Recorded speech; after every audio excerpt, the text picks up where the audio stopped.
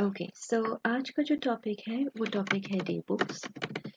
हम फॉलो कर रहे हैं FA2 की कैप्लन टेक्स्ट बुक और FA2 और FA1 की Kaplan and BBB text book. इन तमाम टॉपिक्स को कवर करने के लिए आप जो शुरू का दूसरा या तीसरा चैप्टर है कैप्टन की बुक का, उससे ज़रूर रेफरेंस ले सकते हैं। और आज हम एक बेसिक कॉन्सेप्ट अंडरस्टैंड करते हैं डे बुक्स का। डे बुक्स क्या हैं? डे बुक्स आपकी डेली डायरी है, daily diary of any business, जिसका क्या काम है? To record documents in and out, बहुत ध्यान से सुनिएगा, cash in and out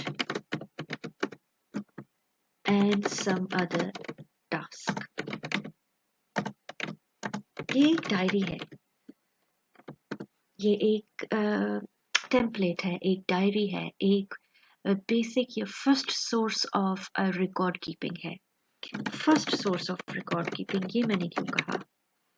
first source of record keeping, जैसे ही कोई इनवॉइस एंटर होगी बिजनेस में, काउंटर पे रिसीव होगी या ईमेल में आएगी, उसको हम इससे पहले कि भूल जाएं, उसको उसका सीरियल नंबर, उसकी डेट, उसकी तमाम डिटेल के रेफरेंस से रेलेवेंट डायरी में, रेलेवेंट नोटबुक में उसको हम सेव कर लेंगे।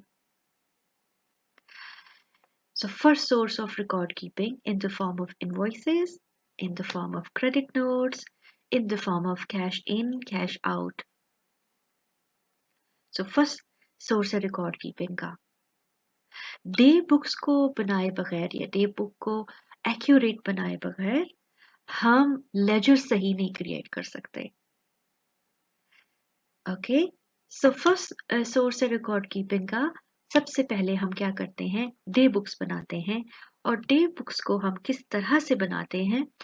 उनके तारीख के एतबार से हर इनवॉइस को लिख लेते हैं।